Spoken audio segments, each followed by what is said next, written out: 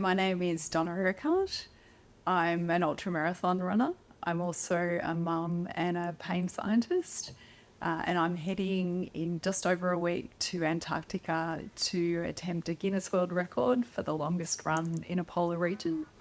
And we're also using this as a platform for raising awareness and funds for girls in sport.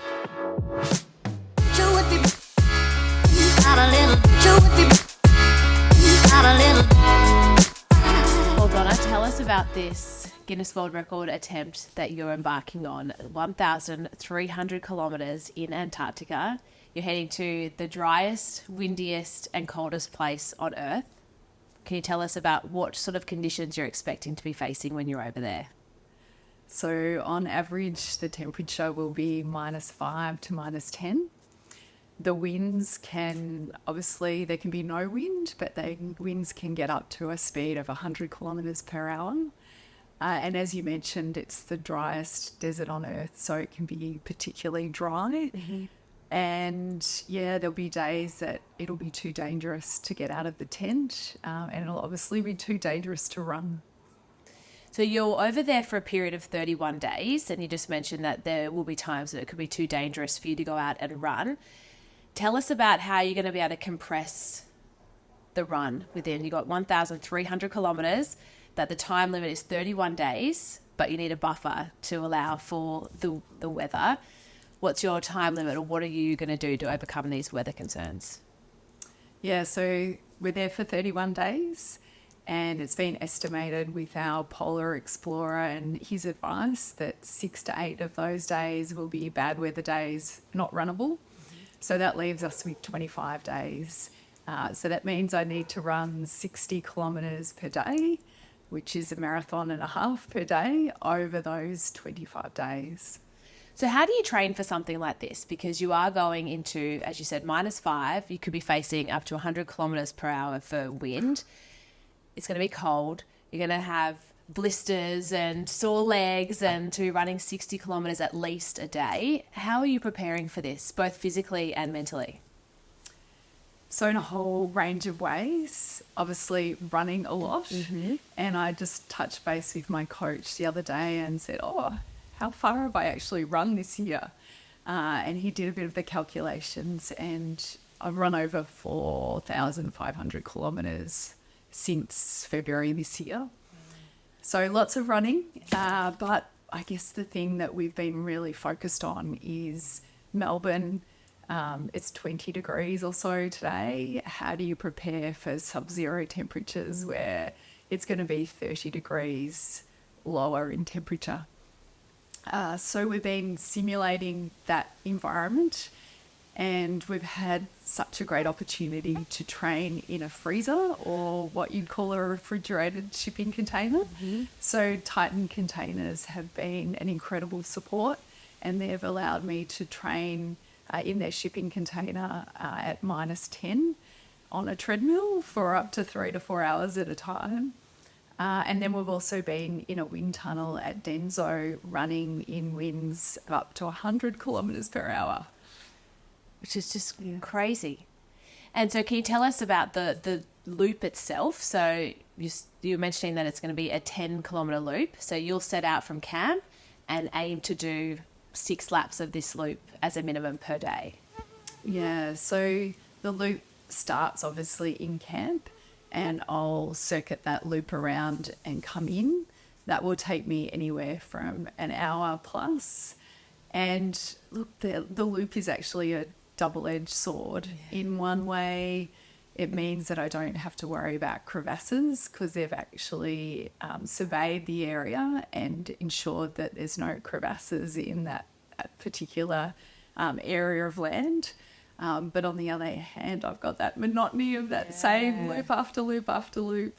Yeah, so it's a bit of a double-edged sword. So how do you prepare for that? Because I think when it comes to endurance events, your mind can be your best friend, but it can also be your worst enemy. And I think that the mind can be so detrimental if it hasn't been trained right getting to that point. So as you said, you'll be in that monotonous loop, and that could be so tough to get your mind to make sure that you don't start to go, here goes that loop again, or So what are you doing to train your mind in preparation for going over there?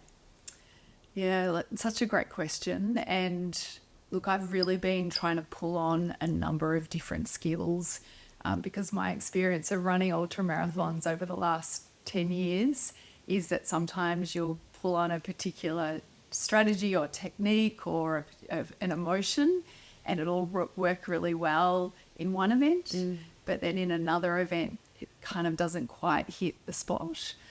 So very much been trying to work on building a toolkit of skills.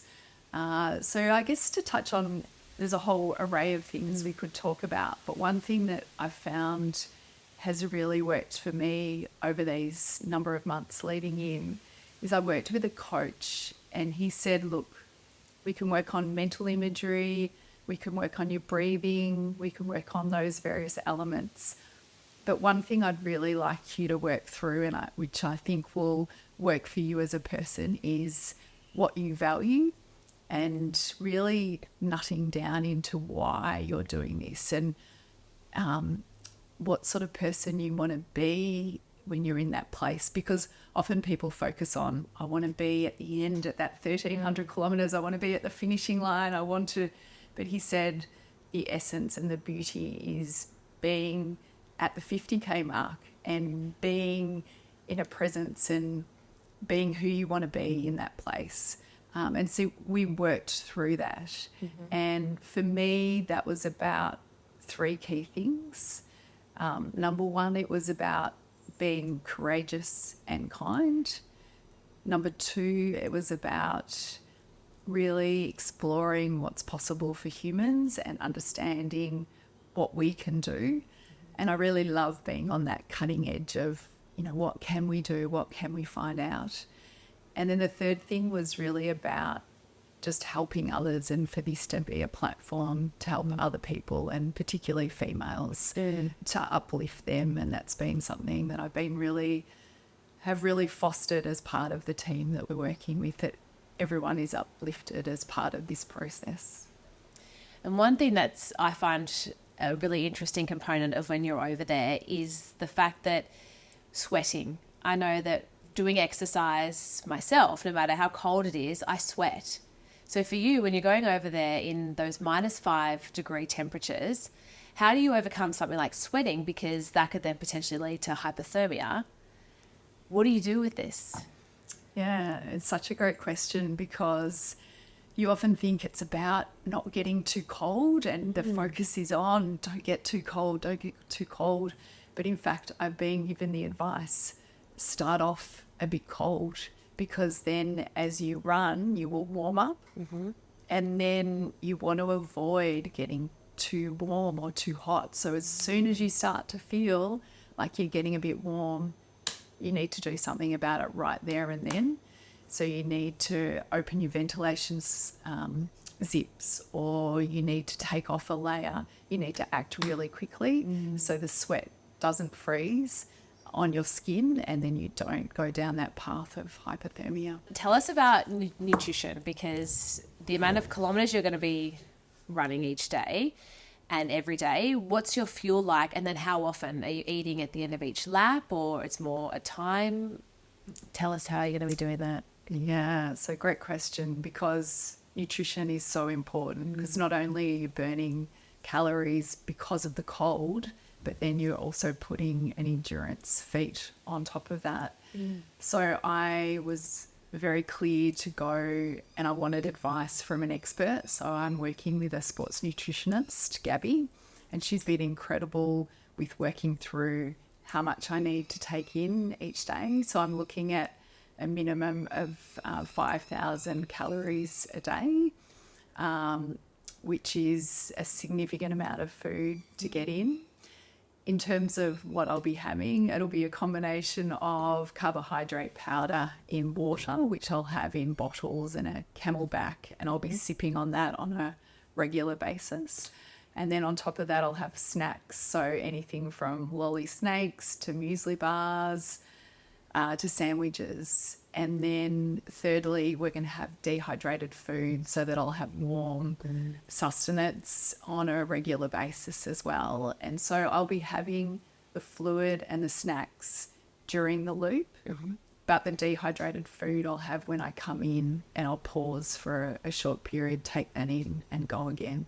At the end of each lap? At the end of each lap, yeah. And your support crew will all be waiting there for you at camp? They don't come out with you? We will do a combination of the two. So initially my support crew, I've got 4 people coming over, but only my husband will be there after day 5. So he'll have to juggle after day 5, preparing the food and doing a whole lot of things. And he will not have so much capacity to go out on some loops because he'll be trying to organise things in camp. But when everybody's there, I think there'll be a tendency for people to want to be out there and to be supporting. So a bit of both. And the time of year that you're over there, it's 24 hours of daylight. And as an athlete, sleep is so important. How are you expecting to get your sleep and good quality sleep when it is daylight? What measures are being put into place to ensure that you can go to sleep? You're right. Sleep is our number one recovery tool because we don't have, ice baths and saunas and Normatec boots. So sleep is so important. And 24-hour sunlight creates a significant challenge. So we've been looking into that and pulling on the strategies that we can. So number one, I'll have a face mask that I'll be able to put on. We've also accessed a black frost liner which goes over the tent, which minimises the sunlight coming in. And then we'll also be, just from a sleep perspective, trying to use noise cancelling headphones, just because noise from around the camp, even someone walking past in the snow, you can get, obviously, the snow is quite noisy, so reducing that noise is really important. And so if you just tell us a bit about, is it going to be a normal routine in terms of you're going to go out and say you'll run your 60 kilometres and then you'll go to sleep? Are you planning to sleep for 4 hours, 6 hours, 8 hours each night? Or you'll just have to play it by ear and see how your body's feeling or how far you've run and tinker it over there? Or you've got it set of how much you want to sleep? Bit of both. So there is a plan, but obviously in those conditions and that environment, and there's so many different factors going on that we need to be flexible with that. But the plan that we have at this stage is to rise around 7, to have breakfast and hopefully get on the road or on the track by 8 o'clock, and then to run those kilometres out throughout the day. When I reach 60 kilometres, we'll reassess the situation and see how I'm going. If there's the possibility of doing extra, we will, and we'll try and bank kilometres early. My coach Andy's been really helpful with that and guiding us in that my fatigue will increase over the journey. So banking kilometres early is really important.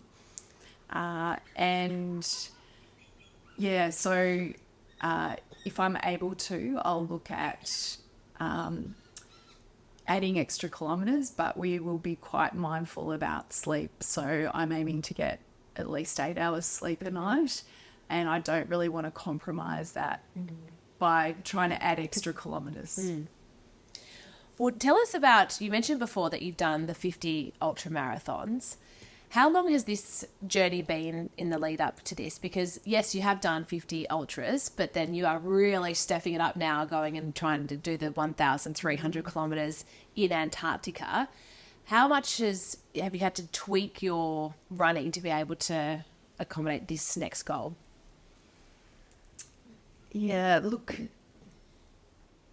I've had experience in running 24-hour events on a track, on an athletics track, and gone to World Championships with the Australian team for a 24-hour ultra.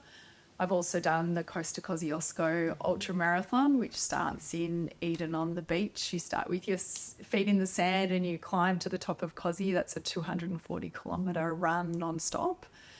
And I've done a range of other ultra marathons, but nothing like this, nothing that's in a polar environment with sub-zero temperatures, high winds, dryness, sleeping in a tent for 31 days with my husband. I I've had to pull on a whole lot of expertise from a range of people. And what's been really incredible is a year ago, it was just me researching, tapping away on my computer, trying to make progress. And then I found by just speaking to people and talking about this dream that people have come on board. And it's just incredible. We counted the other day that there was 15 people working behind the scenes. And even just driving here, I had messages from one of our team members that's working on fundraising, someone else that's working on our GoPro, someone else that's setting up socials and working on that. So yeah, it's just incredible when you put something out there and talk to people about it, what comes back in return. And what are you listening to? Because I think a lot of people that will be listening to your story and watching what you're doing, and you are out there running kilometres and kilometres and kilometres. What is it that you're listening to during that time? Oh, good question. A whole range of things, to be honest. But if I pinpoint what I love listening to, I think I love listening to other females and their adventures and their experiences through those, and probably particularly other athletes. I've always been drawn to men and women doing challenges and I guess being on that cutting edge of finding out what we can do. And I find that really inspiring, particularly when I'm running, to be able to listen to their experiences. Yeah. Well, you have mentioned about women in sport a few times since we've been sitting here. So do you want to tell us all why you are going and doing this run and why it's so important for you to go and succeed in particular? Yeah, look, we have a motto at Run Antarctica, and it's do one, see one, teach one. So from a do one perspective, we're doing an incredible endurance feat. From C1 perspective, we're allowing young girls and women to see what's possible and what's possible for them. And then if we're thinking about teaching and educating, we really want to raise awareness and funds that 50% of girls drop out of sport during their teenage years, and that we can do something about that. We can put funds where they're needed so that they can be educated on how incredible sport is and the benefits. And, you know, the skills, they can be educated in the skills that they need to stay in sport for a lifetime. And where can everyone go to donate? Yeah, so we have a website, runantarctica.com, and there's a donate button there. If people are able to donate, that would be incredible. But I understand if people also don't have the capacity to do that. So just following our journey also on socials at Run Antarctica would be incredible. Fantastic to have people along the journey with us. And to sign up for your email. Oh, that's right. Yes. Yeah. You can go to our contacts page as well and sign up. We are sending out newsletters along the way, and we will also let people know when our interactive map is up on our website, which will show how many kilometres a day that I've done, how many days I've been running, where I am on the loop, and we'll also be able to put up some video footage each day of what we've been up to. Well, Donna, you're very inspiring. I can't wait to watch your success over in Antarctica. Good luck. Thank you, Jaimee. Thanks for your time. Thanks.